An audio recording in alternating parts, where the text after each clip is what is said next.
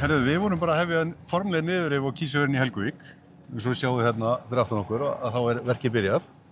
Og næstu mánuði farið í það að halda áfram að rífa. Og hvað ætlar svo bærinn að gera?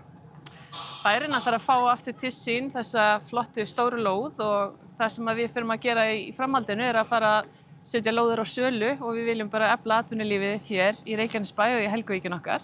Þannig að við erum bara bíðum spennt eftir framhaldinu. Hvaða hugmyndir eru þið með fyrir þetta svæði? Þær eru bara í mótun en þetta risastór lóð. Það eru ýmis tækifæri hérna að stutt í höfnun okkar og stutt í flugvöllinn þannig að við bara erum með frábæra atvinnulóð á besta stað með þvílík tækifæri þannig að við erum bara þurfum að stað með þetta verkefni núna fljótlega. Þannig að tími þungaiðnaðar, hann er liðinn. Hann er formlega liðinn, já. En ykkar aðkoma að þessu verki?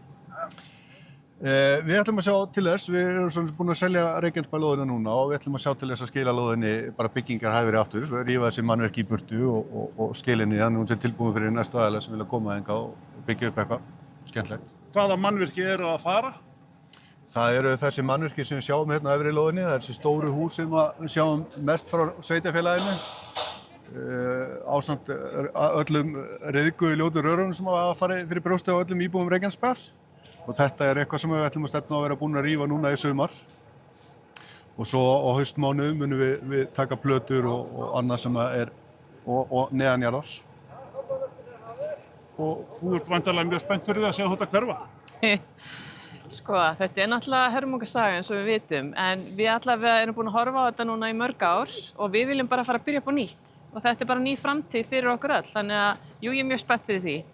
En við þurfum bara að læra af þessu og gera gott verkefni framöndan og það ætlum við vissulega að gera. Hvernig gekk að rífa fyrstu plötuna? Þetta var ótrúlega skemmtilegt. Ég er nú ekki alveg góð á gröfinni en þetta var ótrúlega skemmtilegt og heiður að fá að byrja. Þannig að ég bara veit að Sigurgeir hlakka til að halda áfram. Þannig að nú er þetta verkefni forlega að fara af stað og við bara hlökkum til framtíðarinnar.